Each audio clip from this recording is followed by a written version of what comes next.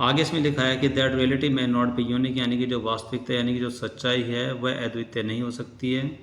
Has been found, इस चीज़ के बारे में पता लगाया जा चुका है। From experiment on very small system, यानी कि कुछ छोटे छोटे प्रणालियों पर परीक्षण करके इस बात का खुलासा हो चुका है कि वास्तविकता अद्वितीय नहीं हो सकती है। Of atoms and their constituent particle, जो कि परमाणु और उससे जुड़े हुए उनके छोटे छोटे अणु हैं। When dealing with such system, यानी कि ऐसी प्रणाली के साथ जांच करते समय the physicist discovered the something startling, यानी कि जो भौतिक शास्त्री उनको कुछ ऐसी बातों का पता लगा है जो कि बड़ी हैरान कर देने वाली है। यहाँ पर स्टार्टलिंग का मतलब होता है ऐसी बातें जिससे बड़ी हैरानी होती है। The behaviour of this system, यानी कि जो इस प्रकार की प्रणाली है और उनका व्यवहार है वो कुछ इस तरीके से हैं, can not be predicted definitively, यानी कि जिनके बारे में सटीक रूप से कोई भविष्यवाणी या उनके बारे में कभी भी कोई अंदाज़ा नहीं लगाया जा सकता।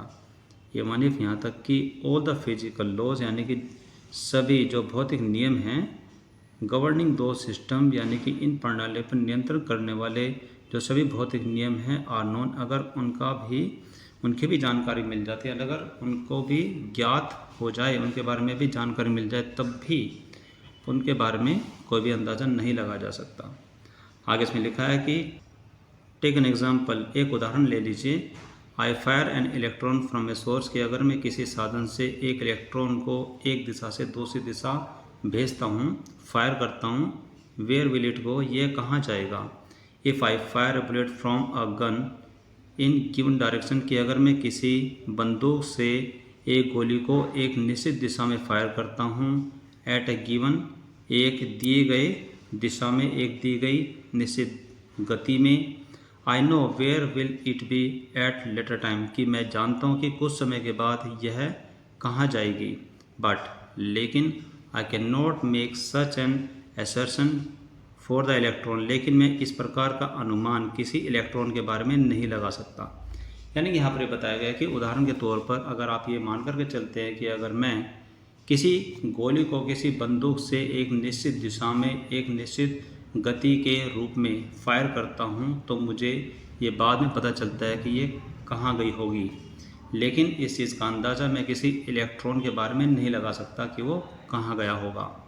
इट में बी हेयर, हो सकता है कि वो यहीं हो, देयर एनीवेयर, हो सकता है कि वो यहीं आसपास हो, या फिर वो कहीं भी हो सकता है।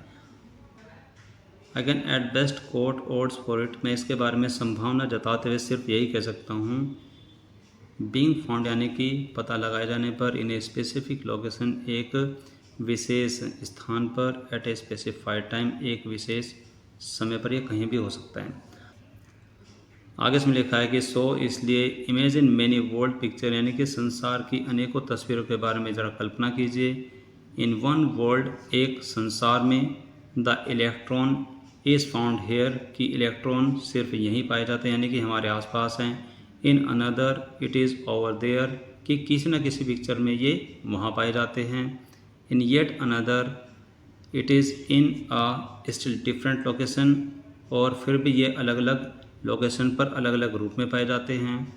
Once the observer finds where it is, कि अगर एक बार पता लगाने वाले को यह पता चल जाता है कि ये कहाँ हैं, we know which world we are talking about, हम जानते हैं कि हम किस दुनिया के बारे में बात कर रहे हैं।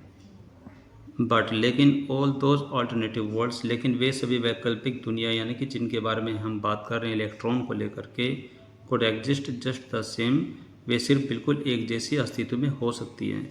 राजेंद्र सोचते हुए रुक गया, टू मार्शल हिज थॉट्स, अपने विचारों को क्रमबद्धता देने के लिए, यानी कि सोचते सोचते रुक गया जिससे कि वो अपने विचारों को क्रम दे सके। बट लेकिन is there any contact between those many worlds, कि क्या इन सभी संसार में आपस में कोई संबंध है।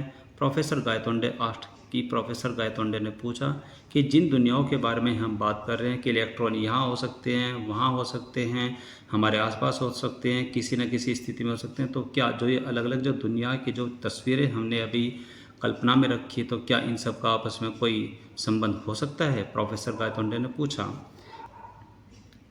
यस एंड नो, हाँ और ना, यानी कि हाँ भी है और ना भी है। इमेजिन टू वर्ल्ड्स यानी कि दो संसार के बारे में कल्पना कीजिए। फॉर एग्जांपल उदाहरण के तौर पर इन बोथ दोनों में ही एक इलेक्ट्रॉन इज और बाइटिंग जो कि घूम रहा है यानी कि एक घूमता हुआ इलेक्ट्रॉन है। The nucleus of an atom यानी कि एक परमाणु की नाभि के चारों ओर एक इलेक्ट्रॉन चक्कर लगा रहा है, बिल्कुल ठीक वैसे ही। और इसी बीच में गंगाधर पंत तपाक से बोलते हैं और कहते हैं कि लाइक प्लेनेट अराउंड द सन की ठीक उसी तरीके से जैसे ग्रह सूर्य के चारों ओर घूमते हैं। गंगाधर पंत इंटरजेक्टेड कि वो बड़े विस्मयता से यानी कि हैरान होते हुए बीच में बोलते हैं, नॉट क्वाइट ठीक बिल्कुल वैसे नहीं। We know the precise trajectory of the planet यानी कि हम जो ग्रह के द्वारा जो घुमा हुआ जो उनका रास्ता जो परिधि है जो गमन रास्ता है उनके बारे में हमें पता है कि वो इसी दिशा में सूर्य के चारों ओर चक्कर लगाते हैं।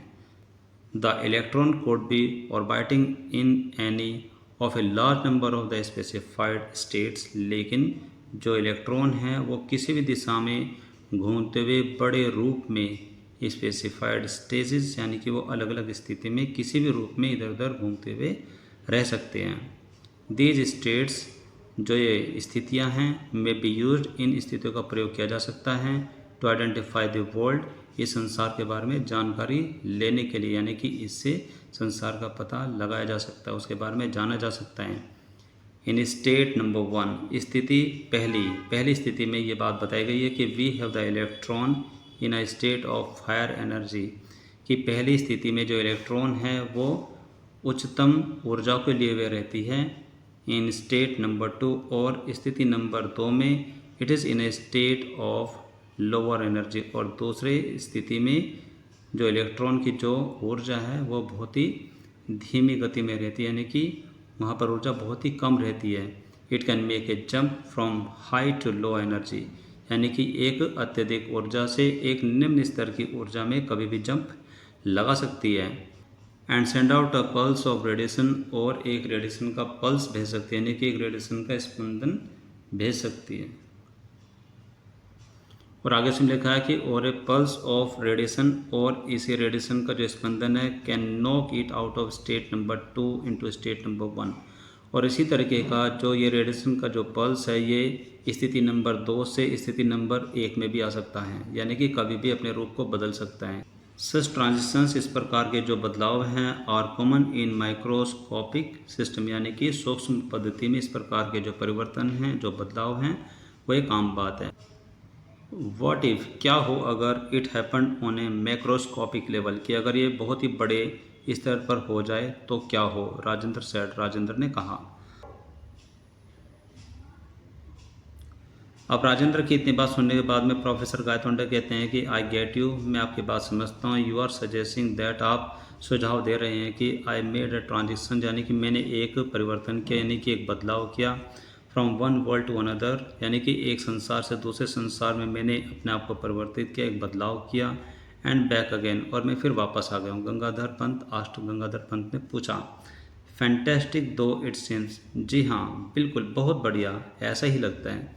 This is only the explanations I can offer you कि जहाँ तक कि मैं आपको ऑफ़र कर सकता हूँ जहाँ तक कि मैं आपके सामने इस बात को रख सकता हूँ यह सिर्फ एक स्पष्टीकरण है। माई थ्योरी इज़ मेरा सिद्धांत यह है कि कैटास्ट्रॉफिक सिचुएशन यानी कि जो आपने विनाशक परिस्थितियाँ के बारे में offer radically different alternative for the world to proceed कि विनाशक परिस्थितियाँ हमारे सामने कुछ ऐसे ऑल्टरनेटिव सिचुएशन एक के बाद एक ऐसी सिचुएशन रखती है फॉर द वर्ल्ड संसार के लिए टू प्रोसीड जिसके बारे में हम ये अनुभव कर सकते हैं।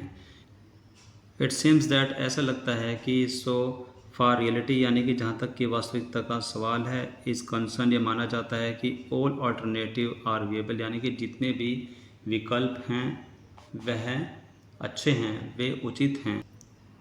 बट लेकिन द ऑब्जर्वर जो कि निरीक्षण करता है can experience only one of them at one time वह सिर्फ एक समय में उनमें से सिर्फ एक का ही अनुभव कर सकता है। आगे इसमें लिखा है कि by making transitions you are able to experience two world यानी कि ऐसा बदलाव करके यानी कि ऐसा परिवर्तन करके you are able to experience two world यानी कि आपने दो प्रकार के संसार को अनुभव किया ऑल दो वन एट टाइम और साथ ही साथ एक ही समय पर यानी कि एक ही समय पर आपने दो प्रकार के संसार को अनुभव किया दो प्रकार की दुनिया का आपने अनुभव लिया। द वन एक दुनिया वह है कि यू लिव इन नाउ जिस दुनिया में आप अभी रहते हो। The one where you spend 2 days और एक दुनिया वो है जहाँ पर आपने अपने 2 दिन बिताए हैं। One has the history we know कि एक दुनिया वो है जिसके इतिहास के बारे में हम जानते हैं। द अदर डिफरेंट हिस्ट्री और दूसरी दुनिया वो है जिसके बारे में जो इतिहास है वो पूर्ण रूप से अलग है। द सेपरेशन और बिफोरकेशन जो ये अलगाव है यानी कि जो भिन्नता है took place in battle of Panipat जो कि पानीपत की लड़ाई में हुआ। You neither travelled to the past nor to the future ना ही आप भूतकाल में गए हैं और ना ही आप भविष्य में गए हैं, यानी कि ना तो आपने पास्ट की कोई यात्रा की है ना ही आप भविष्य की किसी यात्रा पर गए हो। You are in the present but experiencing a different world यानी कि एक आप वर्तमान में ही थे लेकिन आप अलग अलग दुनिया का अनुभव ले रहे थे। ऑफ कोर्स बेशक बाय द सेम टोकन एक ही स्मृति चिन्ह के द्वारा must be many more different world हो सकता है कि अलग अलग दुनिया हो। राइजिंग आउट ऑफ बिफोरकेशन जो अलग अलग विभाजन को लिए we are you at a different point of time अलग अलग समय पर। आगे इसमें लिखा है एज राजेंद्र कंक्लूडेड यानी कि जब राजेंद्र किसी नतीजे पर पहुंचे यानी कि इतनी सारी डिस्कशन के बाद में जब राजेंद्र किसी नतीजे पर पहुंचे। Gangadhar Pant asked the question Gangadhar Pant ने एक क्वेश्चन पूछा that was beginning to bother him most जो कि उसे सबसे ज़्यादा परेशान कर देने वाली है। But why did I make the transition लेकिन मैंने ऐसा परिवर्तन किया ही क्यों। If I knew the answer कि अगर मुझे जवाब पता होता I would solve a great problem मैं सबसे बड़ी समस्या ही सोल्व कर देता। अनफॉर्चुनेटली दुर्भाग्यवश there are many unsolved questions यहाँ पर बहुत ही सारे ऐसे क्वेश्चन हैं जो अभी सुलझे नहीं है यानी कि बहुत सारे अनसुलझे क्वेश्चंस हमारे सामने हैं इन साइंस जो कि विज्ञान में हैं। And this is one of them और यह उनमें से एक है। बट लेकिन that does not stop me लेकिन वह मुझे रोकते नहीं हैं फ्रॉम गैसिंग अंदाज़ा लगाने से। आगे इसमें लिखा है कि राजेंद्र स्माइल्ड एंड प्रोसीड के राजेंद्र ने मुस्कुरा करके आगे कहा you need some interaction to cause a transactions की एक परिवर्तन के लिए आपको बातचीत की यानी कि वार्तालाप की आवश्यकता होती है। परहैप्स शायद at the time of the collision शायद उस टकराने के समय पर कि जब आप ट्रक से टकराए you were thinking about the catastrophe theory कि आप हो सकता है कि उस समय उस विनाशक सिद्धांत के बारे में सोच रहे हो। इट्स रोल इन वॉर जो कि युद्ध के बारे में हो। मे बी हो सकता है you are wondering about the battle of Panipat की हो सकता है कि आप उस समय पानीपत की लड़ाई के बारे में सोच रहे हो। परहैप्स और शायद the neurons in your mind कि आपके दिमाग में जो न्यूरॉन्स है एक्टेड एज ट्रिगर कि उन्होंने एक अचानक हुए परिवर्तन का रोल निभाया हो। आगे इसमें लिखा है कि अ गुड गैस बहुत अच्छा अनुमान है। आई वॉज इंडीड वंडरिंग मैं सचमुच ही इस बात में खोया हुआ था। व्हाट कोर्स हिस्ट्री की जो उस इतिहास का जो संपूर्ण जो हिस्सा है would have taken if results of the battle had gone the other way कि अगर उस लड़ाई का जो परिणाम है कि अगर वो कुछ और होता तो क्या होता। Professor Gaitonde said professor Gaitonde ने कहा।